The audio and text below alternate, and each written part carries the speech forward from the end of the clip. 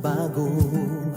Dahil sa ito ay kinakailangan tayo na magtulong-tulong na paunlarin ang mahal nating bayan.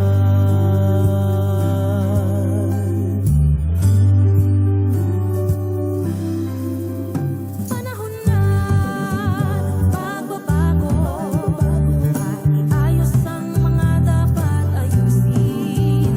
Dapat lang maging tungkulin ng bawat mamamayan dito sa atin. Gawin ng pagbabago tungo sa pag-asenso, magsikap na mabuti at nang guminhawa tayo.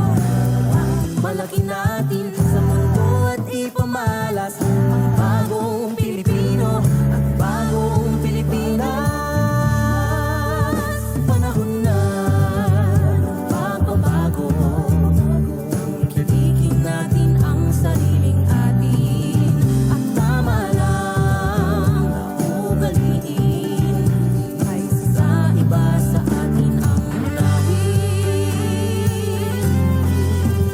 Panahon na ng pagbabago, ang magmuna sa kahit anong larangan.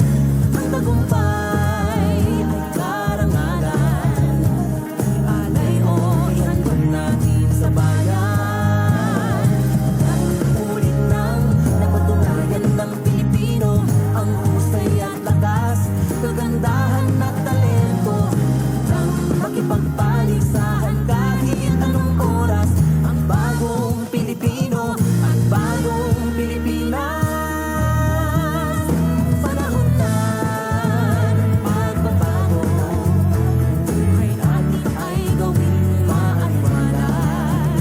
Marami ang magandang bukas, sumungan ang bagong Pilipinas. Gawin ng pagbabago patungo sa pag-asenso, magsikap na mabuti at nang guminhawa tayo.